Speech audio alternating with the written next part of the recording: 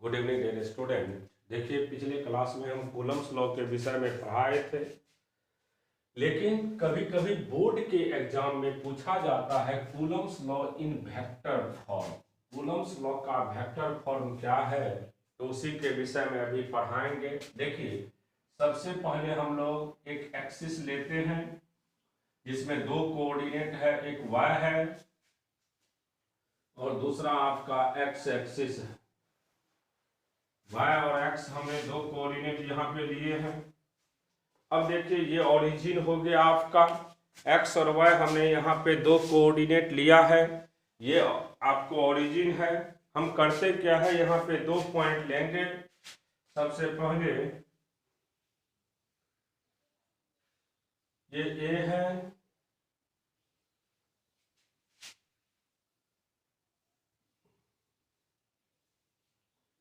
और यहाँ पे ये B है। A और B ये A को रिप्रेजेंट करता है और ये B को रिप्रेजेंट करता है। उसके बाद यहाँ पे Q1 चार्ज ले लिए हैं और यहाँ पे Q2 चार्ज ले लिए हैं। इधर जो फोर्स लगेगा 2 पे 1 के चलते, तो इस फोर्स का नाम होगा F21। और यहाँ पे जो फोर्स लगेगा इस फोर्स का नाम होगा F12। देखिए, ये पॉइंट A है और B है। यहाँ पे जो डिस्टेंस लेंगे हम लोग R21। अब यहाँ पे समझना होगा आपको, हमने कुछ नहीं किए हैं, x और y दो एक्सिस लिए हैं।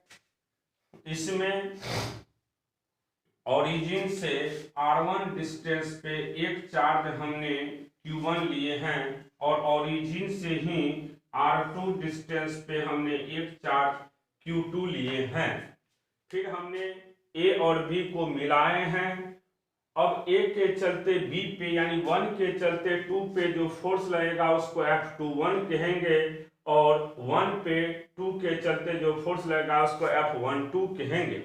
अब यहाँ पे हम लोग एजम्पशन करेंगे, let 2 point charge, let 2 point charges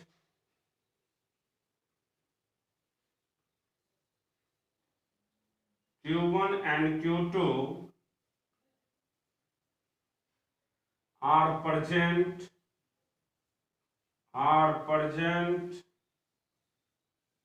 in XY plane.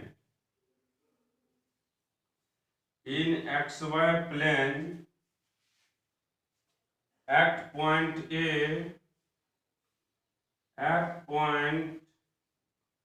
A and B with position vector R1 and R2। देखिए, हमने मान लिए हैं कि आपके पास दो पॉइंट चार्ज है, एक का नाम Q1 है और दूसरे का नाम Q2 है। Let 2 point charges Q1 and Q2 are present in XY plane at point A and B with position vector R1 and R2। ये हमने एजम्पशन किया है कि हमारे पास x और y एक प्लेन है, x और y एक प्लेन है, ओरिजिन से A डिस्टेंस पे Q1 है और ओरिजिन से B डिस्टेंस पे Q2 है और हमने A और B को मिलाए हैं और उस पोजीशन का नाम R12 रखे हैं। अब देखिए, इसके बाद इसमें जो फोर्स लगता है, देखिए 2 पे फोर्स लग रहा है और 1 पे लग रहा है, तो उसके विषय में लिखाएंगे। ये इस तरीका से ही बोर्ड में लिखिएगा, 12th के बोर्ड में, तभी आपको मार्क्स दिया जाएगा। अब देखिए, हम लोग यहाँ पे फिर लिखेंगे F12 या F21 की ही बात करिए, F21 be the force be the force on charge Q2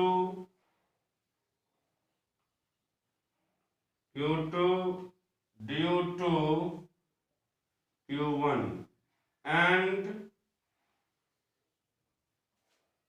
F12 be the force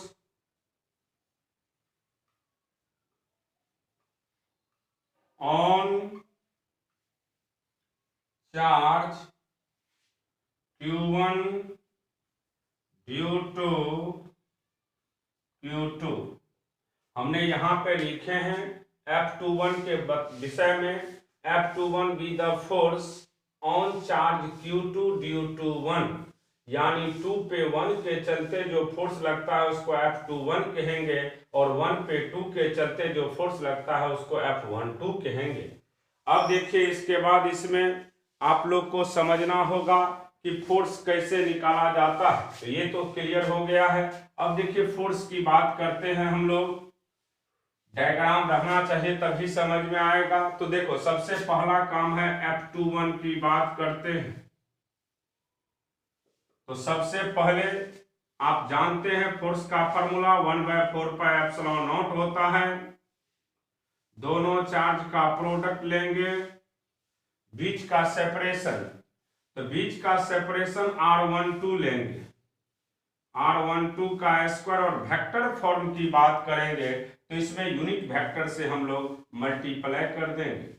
किससे मल्टीप्लाई करेंगे? R21 यूनिट वेक्टर से मल्टीप्लाई कर देंगे। और आप जानते हैं यहां से R12 जो यूनिट वेक्टर है इसी का फॉर्मूला होता है R12 by magnitude of R12, R12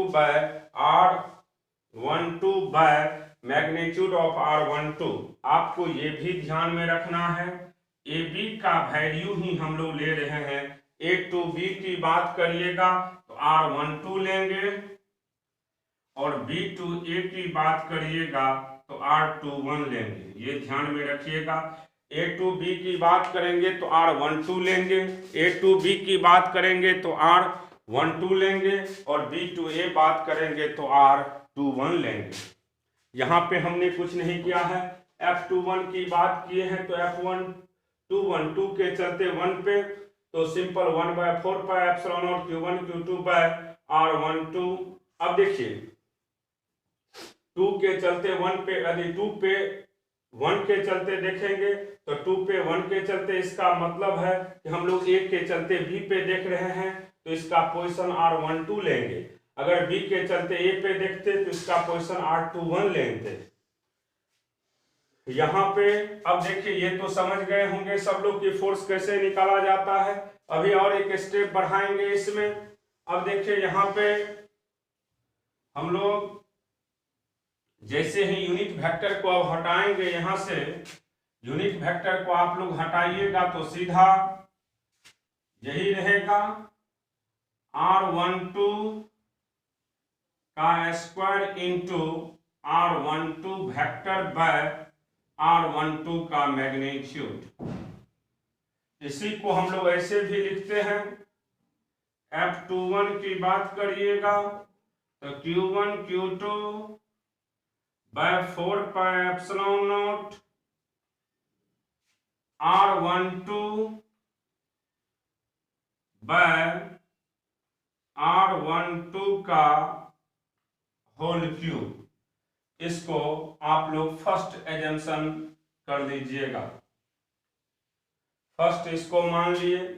इसी तरीका से अब आप लोग को ध्यान में ये रखना है, F12 की बात करिएगा तो F12 का सिंपल वैल्यू होगा Q1 Q2 bye 4πε0 R21 by R21 का होल क्यूब। ये हो गया दूसरा। अभी तुरंत हमने पढ़ाए हैं कि अगर आप लोग देखिए, ये तो F12 और F21 दोनों निकल गया है आपके पास, F12 और F21 दोनों निकल गया है। लेकिन याद ये भी रखना है आप लोग को यहाँ पे, बट R12 का ही वैल्यू होता है माइनस R21, क्योंकि अगर हम वेक्टर फॉर्म में लिखते हैं तो जस्ट मैग्नीट्यूड तो सेम होगा, डायरेक्शन एक दूसरे का क्या होगा, अपोजिट होगा। मैग्नीट्यूड तो सेम होगा लेकिन डायरेक्शन एक दूसरे का क्या होगा, अपोजिट होगा। इसका मतलब ये हुआ कि यहाँ पे F12 और F21 दोनों का मैग्नीट्यूड सेम होगा लेकिन डायरेक्शन एक दूसरे का क्या होगा, अपोजिट होगा। तो इसको हम ऐसे भी लिख सकते हैं। अब देखिए फाइनली इसको F21 की बात करिएगा तो F21 को ऐसे लिखना होगा आपको वेक्टर फॉर्म में, minus Q1 Q2 by 4 pi epsilon naught R21 by R21 का होल क्यूब। और इसी को हम ऐसे भी लिख सकते हैं F21 बराबर माइनस F12। और ध्यान में ये भी रखिएगा कि कूलम, इसका जो रेंज होता है कूलम्स लॉ का, range of Coulomb's force, range of Coulomb force 10 to the power minus 15 metre से लेकर के 10 टू दी पावर 18 मीटर तक।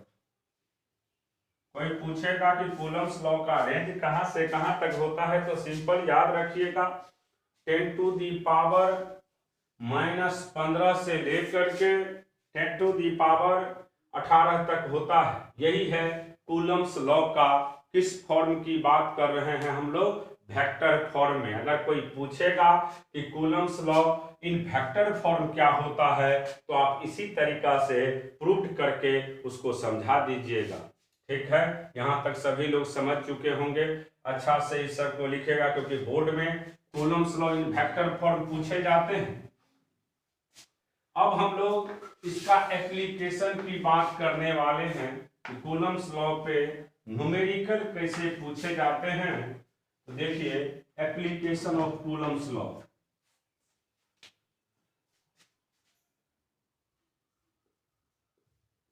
Application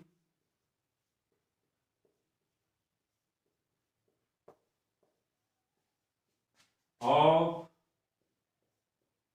Coulomb's law. Application of Coulomb's law. पहला एप्लीकेशन देखिए, आपके पास 3 पॉइंट चार्ज है।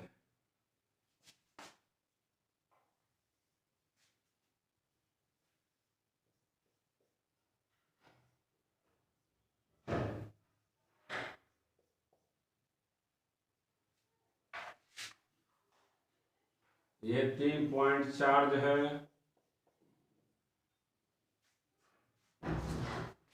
Q minus 2Q plus 3Q। बीच का separation R, फिर इस बीच का सेपरेशन भी R ही है। देखिए ये 1 है, ये 2, ये 3। Find the force acting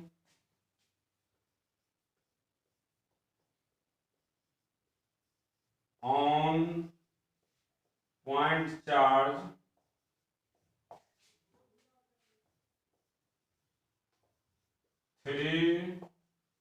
due to the remaining। आपसे पूछा जा रहा है 3 पे 2 और 1 के चलते कितना फोर्स लगेगा इसको बताना है आप लोग को। तो देखिए सबसे पहला चीज है कि कूलम्स लॉ के विषय में जब हम पढ़ा रहे थे तो आप लोग को पहला चीज यही पढ़ाए थे कि कूलम्स लॉ जब भी एप्लीकेबल होता है तो 2 पॉइंट चार्ज के लिए, और दोनों पॉइंट चार्ज ऑलवेज क्या रहना चाहिए, रेस्ट में, और दोनों पॉइंट चार्ज के बीच का मीडियम भी क्या होना चाहिए, सेम होना चाहिए। यहां पे आप जब देखिएगा तो आपके पास भी 3 पॉइंट चार्ज है, तो आप तो कहिएगा कि यहाँ पे कूलम्स लॉ एप्लीकेबल नहीं होगा। ऐसा बात नहीं है। हम अगर इसको ढक देते हैं तो 2 पॉइंट चार्ज दिख रहा है आपको 1 और 3, फिर इसको ढक देते हैं तो 2 और 3 दिख रहा है। इसका मतलब ये हुआ कि यहाँ पे निश्चित कूलम्स लॉ एप्लीकेबल होगा। और अब आपको समझना होगा कि यहाँ पे कैसे फोर्स लगेगा, 3 पे 1 के चलते और 3 पे 2 के चलते। तो देखिए ये क्वेश्चन है, अब इसको हम सॉल्व करने वाले हैं। ध्यान से समझना होगा कि सॉल्व कैसे किया जाता है। तो देखिए सबसे पहला नेचर को देखना होता है। फर्स्ट 1 का नेचर भी प्लस है और 3 का नेचर भी प्लस है, दोनों एक दूसरे को रिपेल करेगा, इसलिए इसका डायरेक्शन इधर होगा और इसका नाम देंगे F31।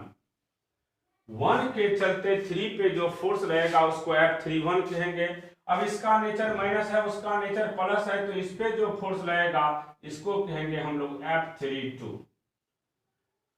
यहां पे दोनों फोर्स निकल चुका है। अब देखिए ध्यान से, सबसे पहला काम है कि देखिए इसका नेचर प्लस था, इसका नेचर माइनस था, तो अट्रैक्शन हुआ है, इसलिए F32 का डायरेक्शन इधर हो गया। इसका नेचर प्लस है, इसका भी नेचर प्लस है, तो रिपल्सन हुआ है, इसलिए F31 का डायरेक्शन उधर हो गया।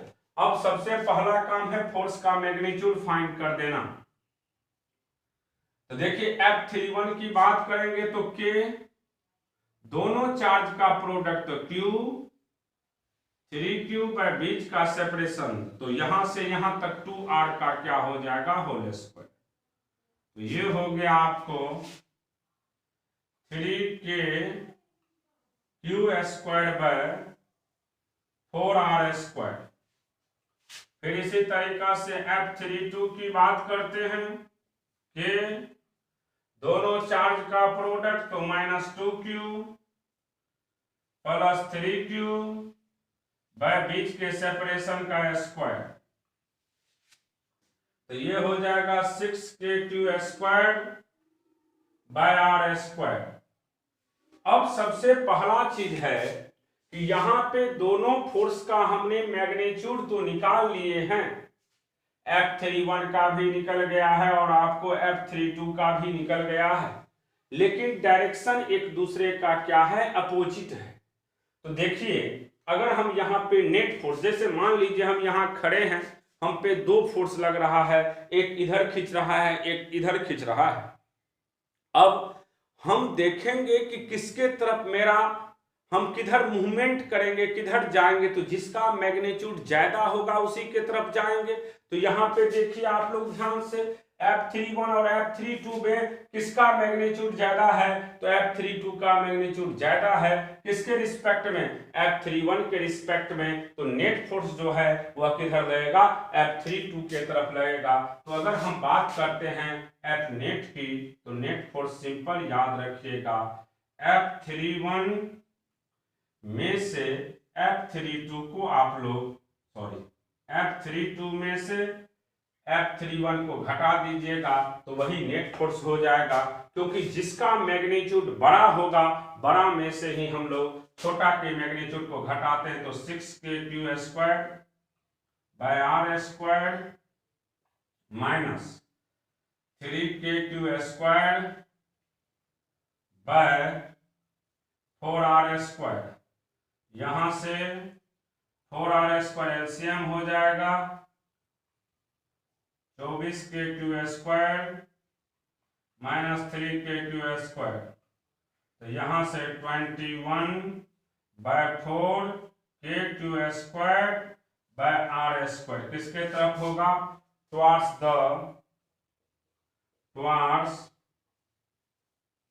द चार्ज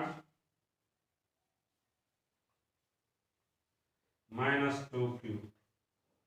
इसका जो डायरेक्शन होगा वह -2q के तरफ होगा। किसके तरफ होगा? -2q के तरफ होगा, क्योंकि यहाँ पे जो नेट खींचने का काम करेगा वह कौन करेगा बाबू? तो यही करेगा, क्योंकि जिसका मैग्नीट्यूड ज़्यादा है वही अपने तरफ खींचते हैं। इसीलिए यहाँ पे आपको अगर पूछेगा कि नेट फोर्स का डायरेक्शन किधर होगा, तो नेट फोर्स का डायरेक्शन हमेशा किसके तरफ होगा? F32 के तरफ होगा। किसके तरफ? F32 के तरफ होगा। इस चीज को आप लोग ध्यान में रखिएगा। तो ये आपका पहला एप्लीकेशन था कि नेट फोर्स कैसे निकाला जाएगा।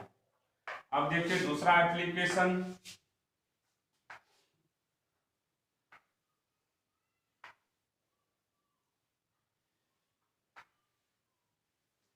दूसरा एप्लीकेशन की बात करते हैं।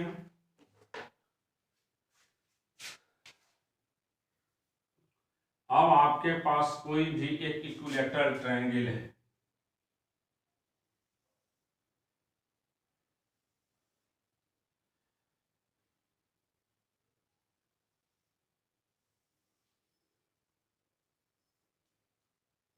इक्विलैटरल ट्रायंगल है।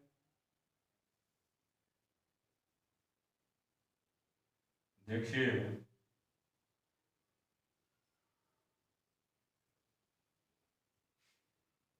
ये भी क्यू है, ये भी क्यू है, ये भी क्यू है, ये सेपरेशन एल मान लीजिए, आर मानिए, जो भी मानना है मान लीजिए। इक्विलैटरल ट्रायंगल है तो सभी का सेपरेशन सेम होगा। अब देखिए ये 1 है, ये 2 है, ये 3 है, या ये 2 है, 3 है, इसका नाम 1 दीजिए। आपसे पूछा जा रहा है find the net force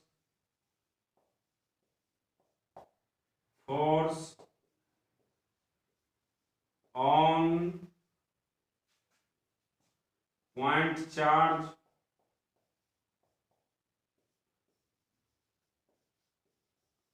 one due to the remaining. अब देखिए इसका भी नेचर प्लस इसका भी नेचर प्लस, तो ये रिपेल करेगा और इसका डायरेक्शन F3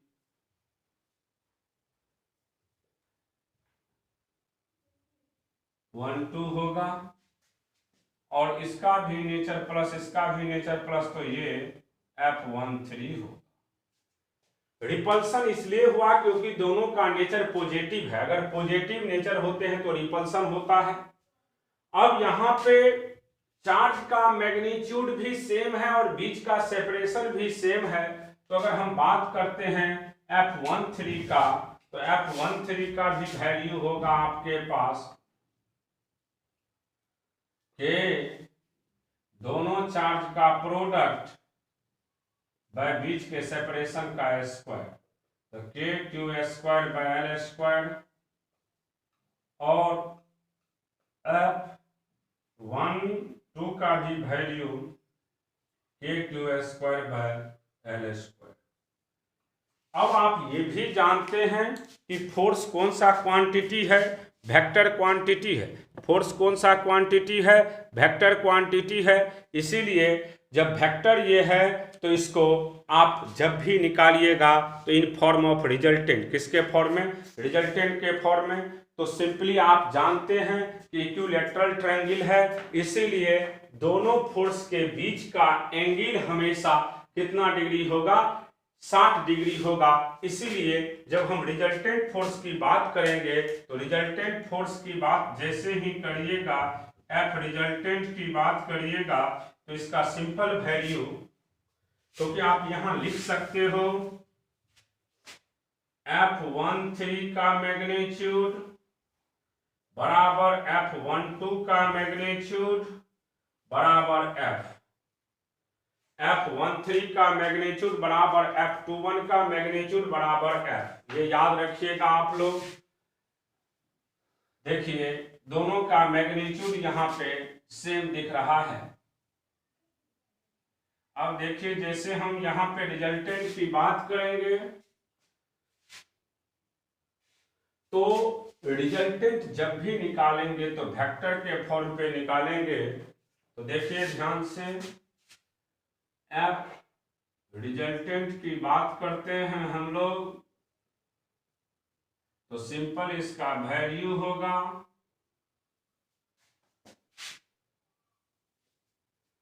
एफ 3 1 का स्क्वायर प्लस एफ 1 2 का square plus 2 into F 1 3 F1 2 into cos theta. Equilateral triangle है इसलिए थीटा का वैल्यू 60 डिग्री लीजिएगा आप लोग। यहाँ पे फोर्स का मैग्नीट्यूड सेम है तो F square plus F square plus 2 into F into cos 60 degree. तो यहाँ से ये निकल जाएगा आपको F square plus F square plus F square. तो इसका सीधा वैल्यू होगा 3f स्क्वायर यानी √3 k2 square by L square. तो ये हो गया आपको रिजल्टेंट का वैल्यू। जब ट्रायंगल कैसा रहेगा, इक्विलेटरल ट्रायंगल रहेगा और सभी का मैग्नीट्यूड सेम रहेगा, तब आप याद रखिएगा कि नेट फोर्स का वैल्यू किसके बराबर होगा, √3 k2 square by L square होगा। लेकिन अगर यहीं पे मान लीजिए आपको इक्विलेटरल ट्रायंगल नहीं दे करके आइसोसेलेस राइट एंगल ट्रायंगल देगा, तो आप जानते हैं कि वहां पे रिजल्टेंट की बात करेंगे तो एंगल देखते हैं हम लोग, जो भी एंगल होगा उसी के आधार पे हम लोग फोर्स के मैग्नीट्यूड को निकालेंगे। क्योंकि आप जानते हो कि वेक्टर में सब कभी कभी ये भी पूछा जाता है कि किसका मैग्नीट्यूड सबसे ज्यादा होगा, तो आपको ये पता होना चाहिए कि यहाँ पे जो थीटा होता है वह कॉस के टर्म में लेते हैं और कॉस का सबसे ज्यादा वैल्यू जब थीटा सबसे कम होगा तो कॉस का वैल्यू सबसे ज्यादा होता है। इसका मतलब ये हुआ कि थीटा अगर 0 डिग्री पे रहेगा तो फोर्स का वैल्यू मैक्सिमम होगा। थीटा को जैसे जैसे बढ़ाएंगे फोर्स का वैल्यू घटना स्टार्ट हो जाएगा। अब जैसे देखिए तीसरा एप्लीकेशन इसमें इस पे देगा तो निकाल लीजिएगा आप लोग। तीसरा एप्लीकेशन मान लीजिए इस तरीका से दिया रहेगा आपके पास, ये एक स्क्वायर है,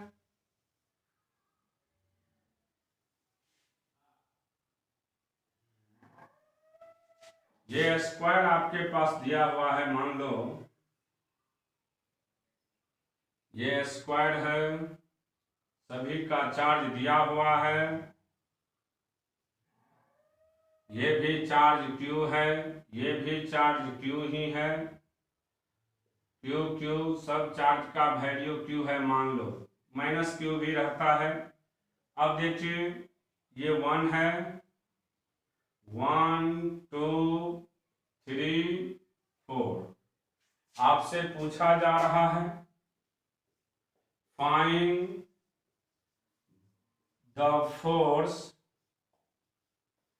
acting on the point charge 3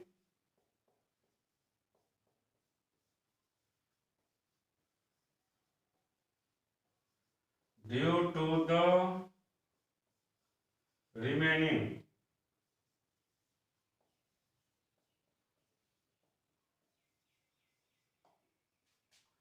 three पे और जितने भी है जैसे 1 है 2 है 4 है, इसके चलते क्या फोर्स लगेगा।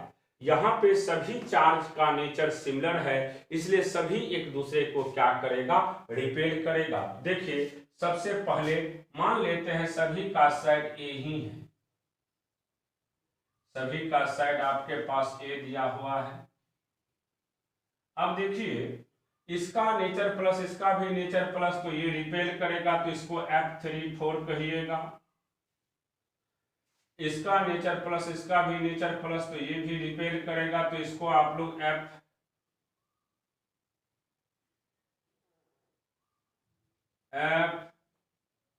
F3 2 कहिएगा। और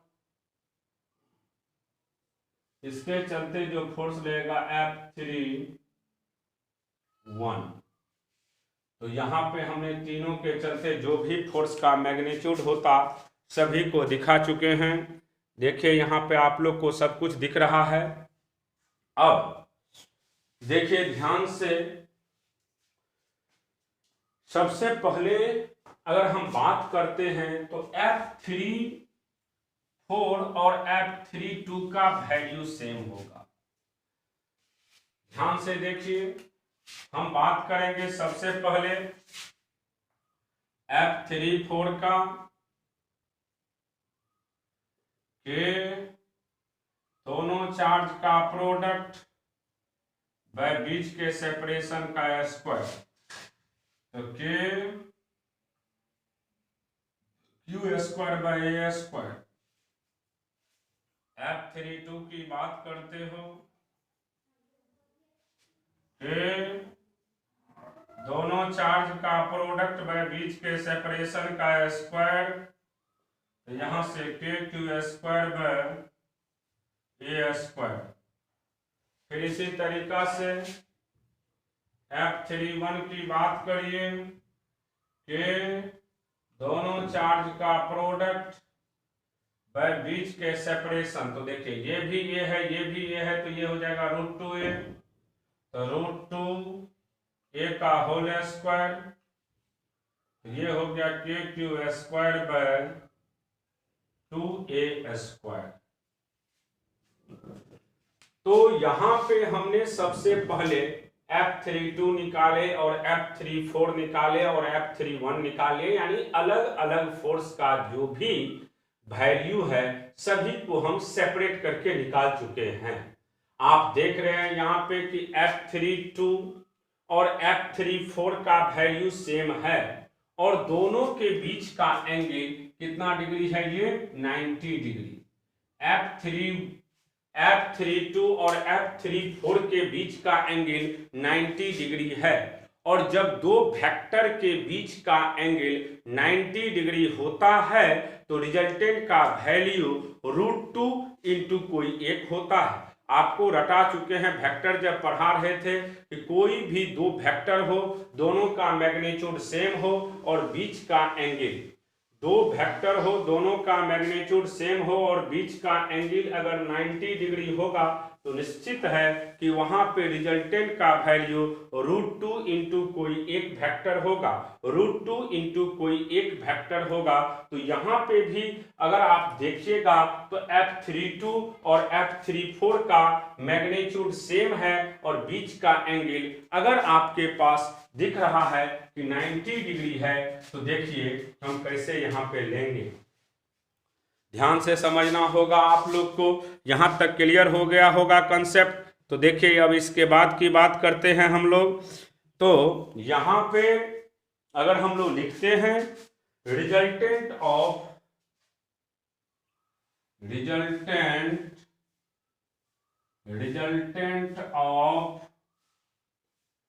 F3 2 and F3 4,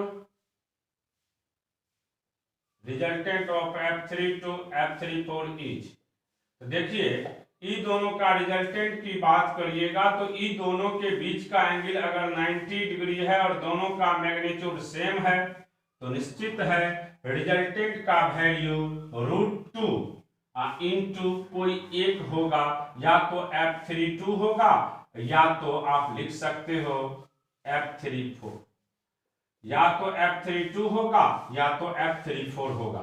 तो यहां पे √2 इंटू के Q square by A square, ये हो गया रिजल्टेंट। अब देखिए रिजल्टेंट फोर्स भी इसी पॉइंट से पास करेगा, तो देखिए ध्यान से रिजल्टेंट फोर्स और F31 दोनों एक लाइन पे है। इसका मतलब ये हुआ कि इसके बीच का एंगल 0 डिग्री है। तब नेट फोर्स की बात जब करोगे तो नेट फोर्स जब निकालना होगा हमें, तो नेट फोर्स का मतलब ही होगा F31 plus F resultant. F31 plus F resultant को अगर जोड़ देते हैं तो वही जो फोर्स देगा उसी को कौन सा फोर्स कहेंगे हम लोग, नेट फोर्स कहेंगे। नेट फोर्स की बात करिएगा तो F31 प्लस F रिजल्टेंट को आप जोड़ दीजिएगा, F31 प्लस F रिजल्टेंट को जोड़ दीजिएगा। तो अब देखिए यहां से F31 का वैल्यू मेरे पास पता है KQ square by 2A square, और इसका वैल्यू है √2 KQ square by A square, √2 KQ square by A square. तो अब देखिए अगर हम बात करते हैं नेट फोर्स का तो कॉमन लेकर के आप लोग सीधा लिख सकते हो। नेट फोर्स की बात करिएगा आप लोग, मान लीजिए नेट फोर्स हम लोग लिखेंगे तो नेट फोर्स का सीधा value KQ square by A square common ले लो तो 1/2 प्लस √2, यहां से KQ square by A square into 1 plus 2√2/2, यही हो गया इसका नेट रिजल्टेंट फोर्स का वैल्यू, यानी नेट फोर्स का वैल्यू। अगर कोई नेट फोर्स की बात करेगा तो नेट फोर्स हम लोग इसी तरीका से निकालते हैं। इसमें सिंपली याद रखिएगा कि सबसे पहले जो फोर्स निकला है इंडिविजुअल उस सब को निकाल लेना है, फिर देखना है कि कौन ऐसा दो फोर्स है जिसके बीच का एंगल कुछ दिख रहा है।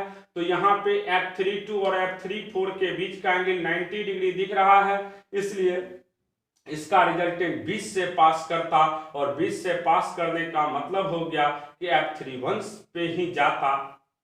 फिर सबसे पहला काम हमने क्या किए, F32 और F34 का रिजल्टेंट फाइंड कर लिए। जो भी रिजल्टेंट मिला वह रिजल्टेंट और F31 दोनों एक लाइन से पास कर रहा है, इसलिए नेट फोर्स जब भी निकालते तो दोनों को जोड़ देते और ऐड कर दिए तो नेट वैल्यू यही हो गया, यही नेट इसका आंसर हो गया। तो इसी तरीका से हम लोग जब भी दो चार्ज के बीच में या दो से अधिक चार्ज के बीच में फोर्स की बात करता हो निकालने का, तो निकालने का यही तरीका है।